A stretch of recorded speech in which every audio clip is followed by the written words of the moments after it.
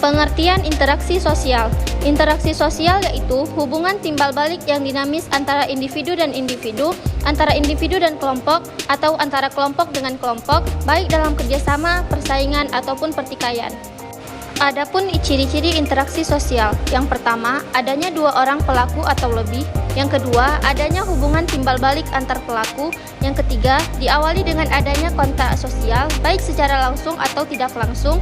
Yang keempat, mempunyai maksud dan tujuan yang jelas. Dan yang terakhir, terdapat dimensi waktu meliputi masa lalu, masa kini, dan masa depan. Syarat terjadinya interaksi sosial. Yang pertama, ada kontak sosial, yaitu hubungan sosial antara individu satu dengan individu lainnya bersifat langsung, seperti dengan sentuhan percakapan maupun tatap muka sebagai wujud aksi dan reaksi.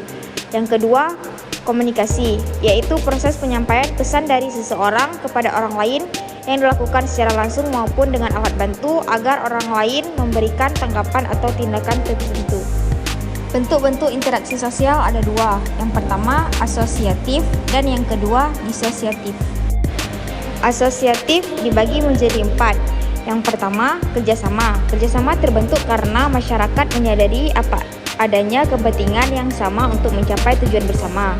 Yang kedua, akomodasi, suatu proses penyesuaian dalam interaksi untuk mengurangi, mencegah, atau mengatasi ketegangan dan kekacauan.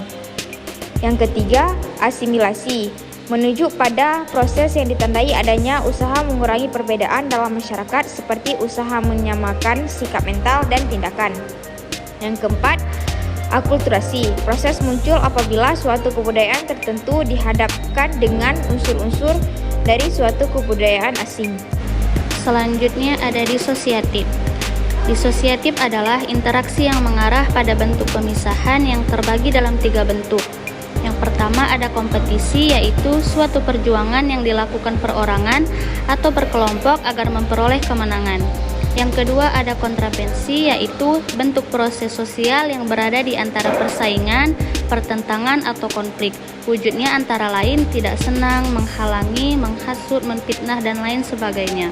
Yang ketiga ada konflik, yaitu proses sosial yang terjadi karena adanya perbedaan paham dan kepentingan yang sangat mendasar, sehingga menimbulkan masalah yang mengganjal di antara mereka yang bertikai.